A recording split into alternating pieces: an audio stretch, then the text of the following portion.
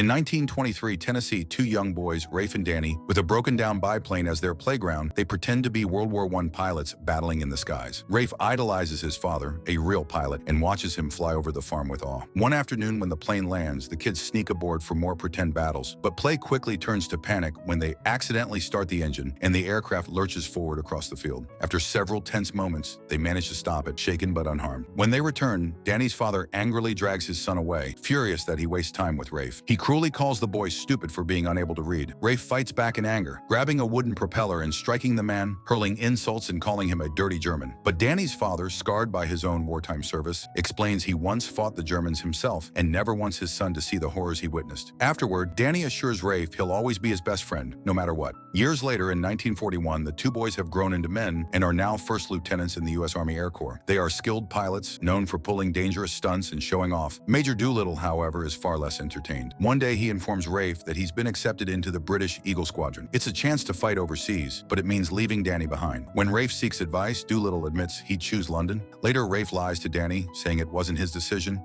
that he was assigned there.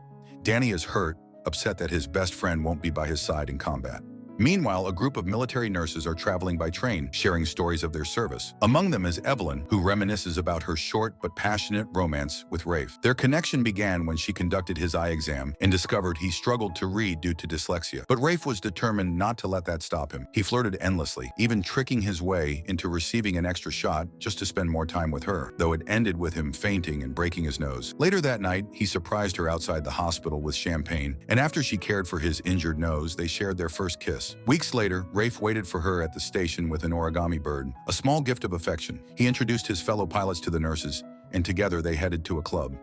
While the others awkwardly tried to flirt, Rafe and Evelyn stole away to the harbor, commandeering a police boat to reach a nearby cruise ship. On the lift platform, they kissed again, but accidentally triggered the lever, sending them plunging into the water before scrambling back in laughter. That evening, Rafe revealed his choice.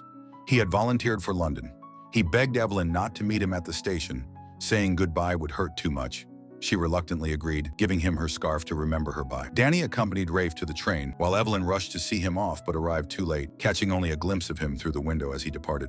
In Europe, Rafe joined the British in fierce battles, facing skies filled with death. His assigned aircraft bore scars of combat, riddled with bullet holes and blood from its previous pilot. Back in the United States, President Roosevelt urged his advisors to provide greater support to Europe, while Japan secretly prepared its own strike, targeting America's Pacific Fleet. At Pearl Harbor, Danny and his squadron were stationed alongside Evelyn and her team of nurses. Weeks passed with letters exchanged between Rafe and Evelyn, filled with longing and glimpses of their daily lives. Rafe admitted how difficult it was to bond with fellow soldiers, as so many died quickly, but he was proud of his leadership in battle. Then came another mission over Europe. Rafe and his team engaged enemy fighters, downing several in quick succession. But in the chaos, his plane was struck from behind. Flames spread as oil leaked, and he couldn't escape. The canopy jammed shut. He shot the glass, desperate to break free, but another round tore through his plane, sending it crashing into the sea. Back in Hawaii, Danny enjoyed a boxing match aboard a Navy ship when he received devastating news. Rafe had been killed in combat.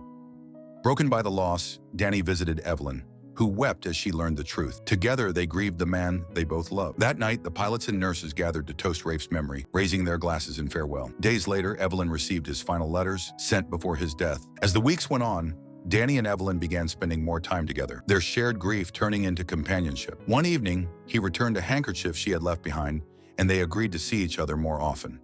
Though hesitant at first, Evelyn's friends encouraged her to move forward. Eventually, she tucked away Rafe's letters in the origami bird, whispering a final goodbye. At Pearl Harbor, Danny had grown into a respected leader. Conflicted by his feelings for Evelyn, he confided in his friends that he was falling in love with his best friend's girl. They urged him to follow his heart. Soon after, he took Evelyn for a breathtaking flight to watch the sunset. When they landed, their emotions overcame them, and they spent the night together. By morning, Evelyn was filled with doubt, but Danny reassured her it was okay, and they began a new relationship. Then one night in the hospital, Evelyn looked up to see someone she thought she'd never see again, Rafe. Against all odds, he had survived. After his crash, he swam free, rescued by a French fishing boat, and spent months recovering. Overcome with emotion, Evelyn tried to kiss him, but guilt stopped her. At that moment, Danny arrived, realizing what had happened. Rafe walked away in silence. Later at the bar, Rafe reunited with his old squad mates. When Danny showed up, tensions boiled over. Rafe accused him of betrayal, Danny insisted he thought his friend was gone, and soon fists flew. Their brawl tore through the bar until police sirens forced them to flee. Out on the road, they tried to talk, but the distance between them remained. The very next morning, Pearl Harbor awoke to horror. Japanese planes descended in waves, unleashing destruction on the American fleet. Explosions tore through ships, torpedoes ripped apart battleships, and bullets rained down on soldiers and civilians alike. Chaos spread as men scrambled for cover. Many cut down before they could fight back. Nurses and doctors rushed to hospitals, only to be bombarded themselves. Rafe and Danny, still together after their fight, leapt into action. Dodging explosions and gunfire, they reached a small airstrip with a few remaining planes. Rallying a group of soldiers, they opened fire, then sprinted to the surviving aircraft. Against overwhelming odds, Rafe and Danny managed to take off. Side by side, they fought with precision and skill, shooting down several enemy planes. On the ground, defenders added support, forcing the Japanese to retreat after inflicting devastating losses.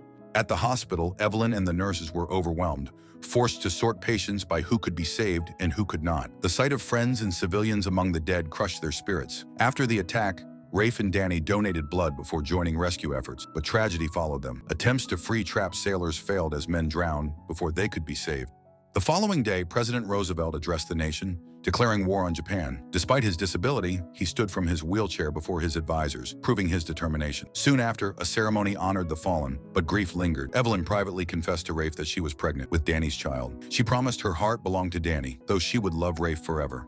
Later, Rafe and Danny were chosen for a secret mission under Doolittle. Evelyn promised Danny she would wait for him, and Rafe reluctantly stepped aside, letting his friend have his happiness.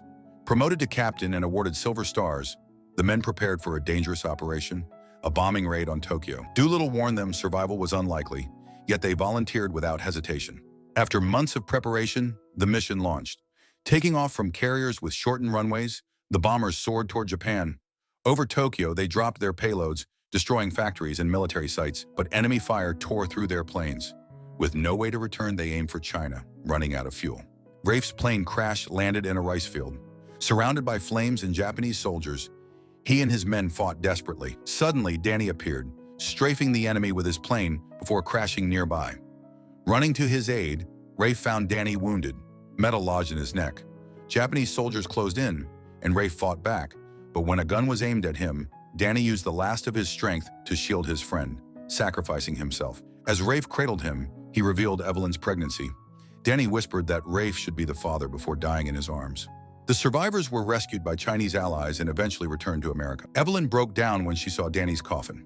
At a ceremony honoring the fallen, the heroes of Pearl Harbor were celebrated as symbols of resilience. Evelyn later gave birth to Danny's son, whom she named after his father. In time, Rafe became the boy's guardian, raising him as his own. Together, they would fly, keeping Danny's memory alive in the skies.